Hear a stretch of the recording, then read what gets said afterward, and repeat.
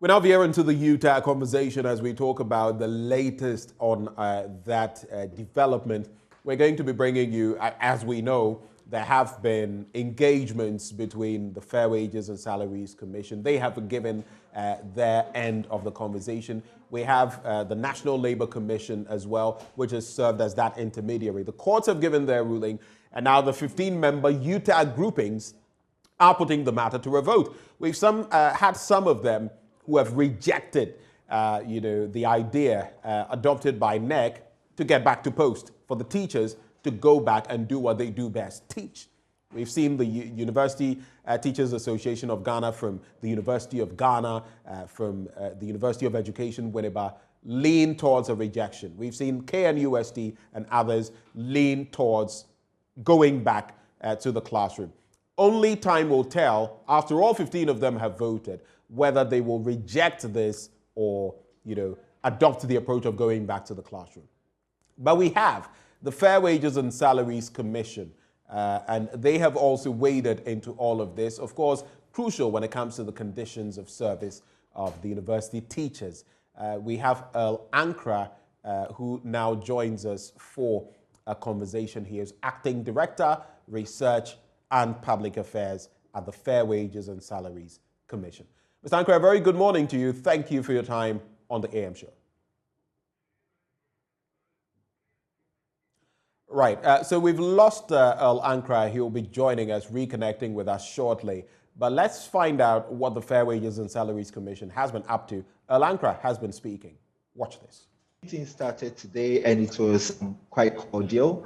We could not go deep into the issues. It was an introductory meeting. Remember, this is the first time we're meeting since the call of the strike, and following the calling of the strike, Fair Wages was then at liberty to invite them for the engagement process. So that was what happened today. Nothing much. We've not gone into the hard crust yet. But this was how it went about. It's interesting that you made a last-minute call, if I may call it that way. Pardon me if I'm not referring to it right. But we understand that the meeting was called last night. Is that to say that government is finally seeing reason with the concerns that UTAG has? Well, government always finds reasons with concerns that any group of workers have. Of course, there have been discussions. So letter was actually, before then there had been engagement as to the setting of the date for the meeting. Definitely, we couldn't have just written a letter without earlier consultations, just like last night, and expect the members from all around the country to assemble this morning. So there had been earlier engagements. And so we don't intend to dwell so much on the meeting, but how long will this engagement go on? Because the fear out there and the anxiety on the part of parents as well is that, well, this is another cycle of tussle between government and UTAG. In the end, the students may suffer again. How about that? Yeah, I understand the concerns that you are expressing. But this is the thing with the conduct of negotiations. No one party is able to say, okay, this is how this meeting, how long this engagement is supposed to run, and this is when we expect it to end. It's a negotiation, and we are at the within early days yet.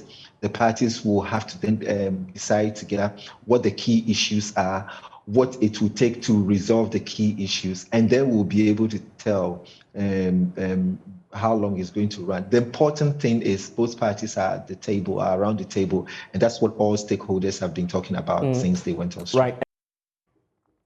And that was Earl Ankra engaging my colleague, Blessed Suga.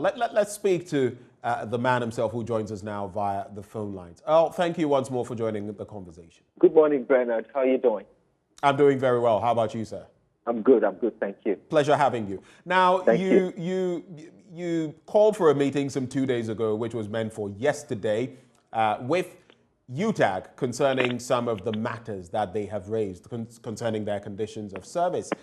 Did that meeting come off, and what can you share with us that is the latest from that entire conference? Great. The meeting did come on, and present there was Professor Nunu, the president of UTAG, and the entire executive. In the meeting, the Honorable Minister for Employment, the Honorable Ignatius Grafoiwa, was there. He chaired the meeting, and his deputy minister was there.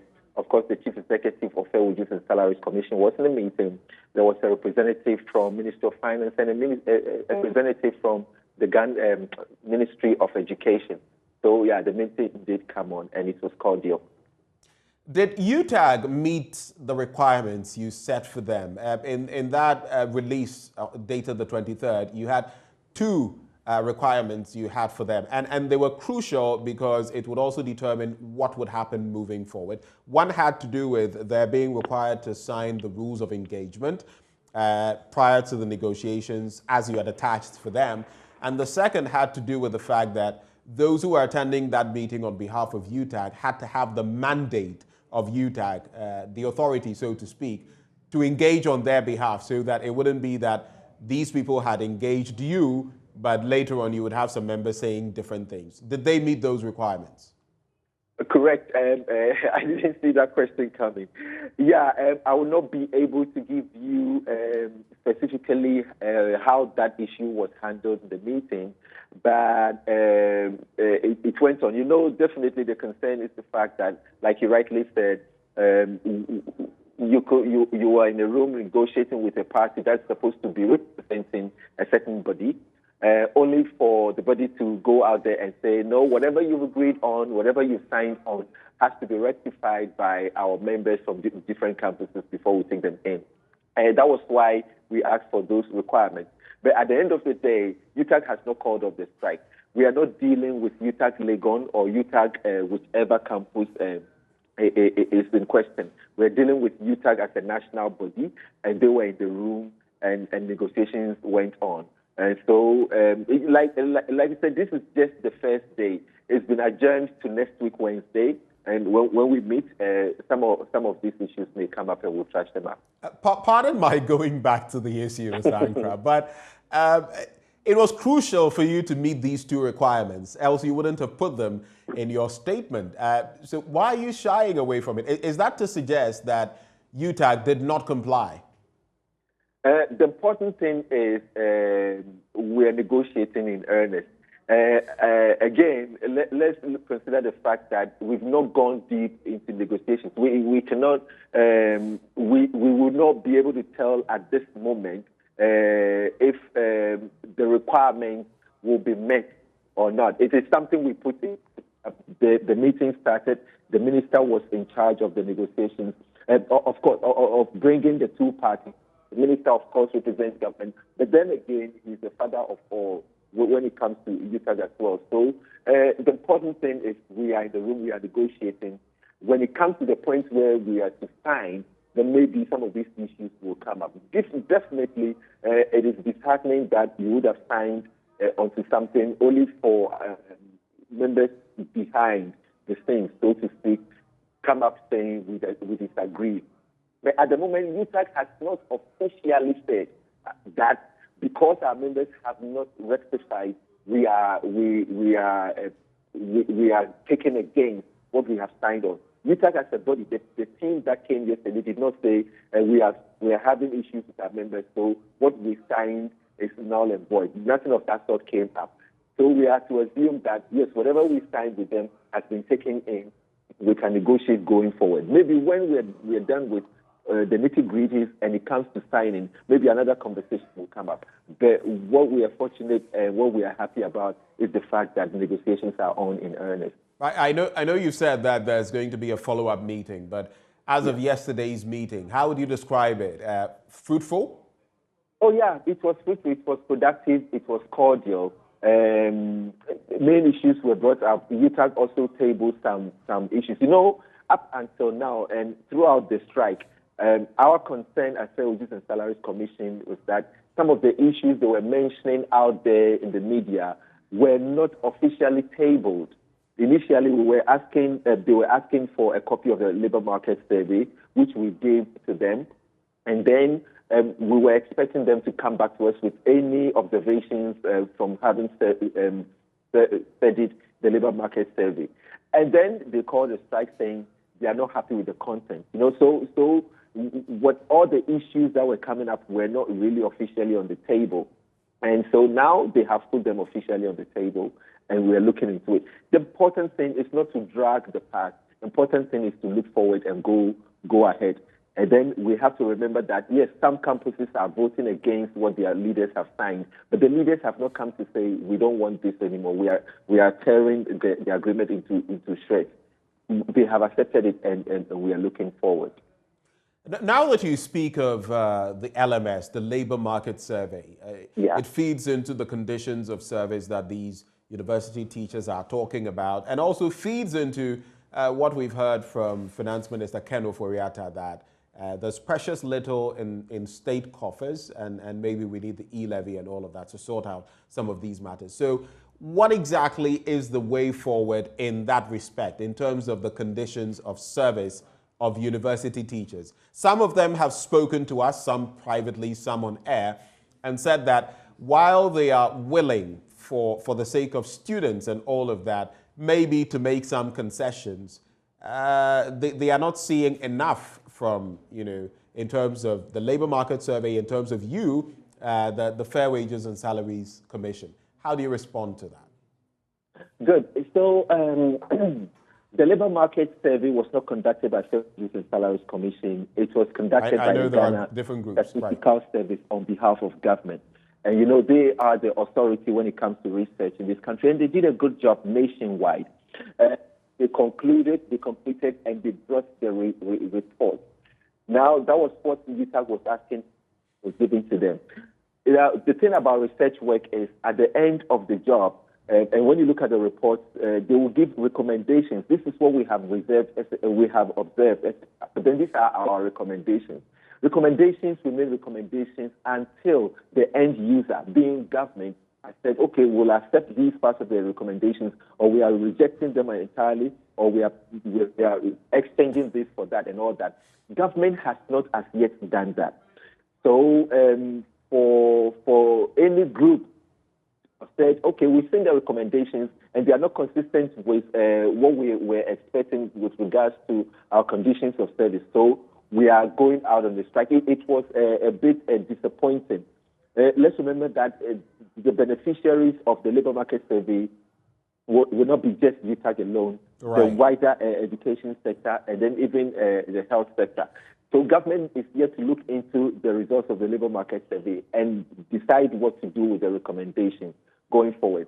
As to how the conditions of UTAG members are affected when it comes to the labor market survey, I think it was a bit of putting the horse before the cart, because, like I said, those things have not been looked into yet. All the stakeholders will sit around the table and look into the details. So that's where we are at the moment. UTAG members are being paid their salaries every month, even though they were on strike. Their salaries were coming. All allowances due them were giving them. All premiums due them were given. Nothing has been shifted so far. The results of the labor market survey they are expecting will favor all their members. But then, when you look at the white paper for the implementation of market premium, there are guidelines that will have to be followed, and we expect all parties to calm down, to look into the guidelines, to look into the results of the labor market survey, and structure a way forward. Maybe my final bit to you as well. The Fair Wages and Salaries Commission itself has, time without number, been said to want to pandy to the employer, government. In recent times, when the UTAG thing came up, you were outspoken. You've spoken a number of times in some ways that UTAG did not find appealing at all. How do you respond to that? And how do you think moving forward, maybe that shadow of, wanting to please government can be taken off the Fair Wages and Salaries Commission? The single spine pay policy was, and Fair Wages and Salaries Commission, this is an act of parliament. So I know what you're talking about, but that will be looking into wider areas. Fair Wages and Salaries Commission, our mandate is to manage the single spine pay policy and the single spine salary structure. So whoever is on it is whom we are looking at. Whatever issues they have, if they're talking about winning of the single spine salary structure, that will be a different ball game. A whole new conversation will have to be had, because of course there were institutions that used to be on the single spine salary structure that were weaned off because they became self-accounting agencies. They were generating their own funds. It meant they will be able to handle their resources, and they will be able to pay their own salaries. It is allowed. Government has looked into some organizations of that nature and have been weaned off. So if any group, and I'm not specifically saying UTAG, I'm looking at it generically, any group wants to be weaned off the single spine, it is allowed, but there are processes we have to go through, conversations we have to go through, what salaries will be paid and all that. But whether you are on or off the single spine salary structure, the FWSC Act says we are supposed to advise government, we are supposed to handle anything to do with salaries.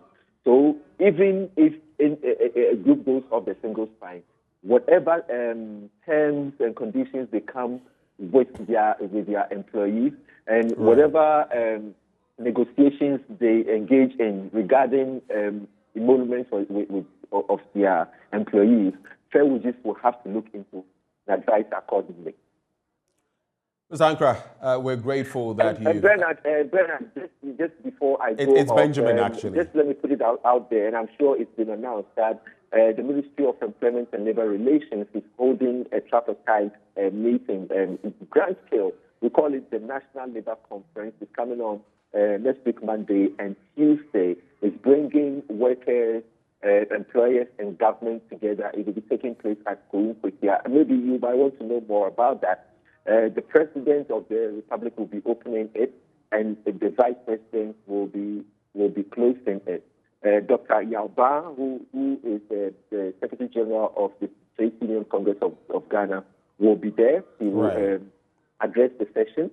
The President of Ghana Employers Association, Mr. Champon, will be there. And, of course, the Minister of Employment and Labour Relations will be there. Minister of Finance, Honorable Kenneth Oyaka, will also be there to talk about the state of the economy at the moment. So it is Monday and Tuesday at Kounkwetia is the National Labour Conference, and all the issues, there's been labour unrest, there's been issues that border on conditions of service, the workplace, dispute resolution, pensions, sustainable pensions and all that will be looked at. And this is not something coming from top down, from government down to workers, or from employers down to workers. Employers are around the table, stakeholders are around the table.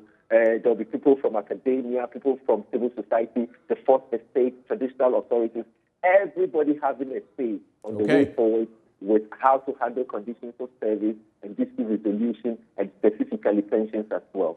So it will be important for the whole nation to pay attention. Thank you, Lankra. We definitely will. Lankra is Acting Director of Research and Public Affairs with the Fair Wages and Salaries Commission. Now, did you know that the income of a young entrepreneur, and that could be you, from some selected businesses, is exempt from tax for 5 years? Any young entrepreneur engaged in manufacturing, information and communications technology, agro-processing, energy production, waste processing, tourism, and the creative arts, horticulture, and medicinal plants does not need to pay income tax on these activities for their first 5 years of operation. A young entrepreneur engaged in business that enjoys an initial 5-year concession benefits from the following applicable tax rates for an additional 5 years. In Accra and Tema, it's pegged at 15%. In other regional capitals outside the 3 northern regions, you're looking at 12.5%. Outside of these other regional capitals, it's 10%. And for the 3 northern regions, it is 5%. If you need further clarity and information, all you have to do is reach out to your nearest GRA office. Ghana Revenue Authority, integrity, fairness, and service. Now, before we cap off, if you love what I'm rocking this morning, it's by kind courtesy of Catherine Gordon of Catherine Garments. You can reach out to her on 0277 580 050. They're located in Medina New Road around the Rolling Circle. On Facebook, Catherine Garments GH. On Instagram, Catherine_Garments. garments. It's been another beautiful opportunity. It always is a pleasure to connect with you. Thank you for watching, and let's connect again same time on Monday. Don't you forget, our major news bulletins come your way at 10 and at noon. Do have a wonderful day. God bless you.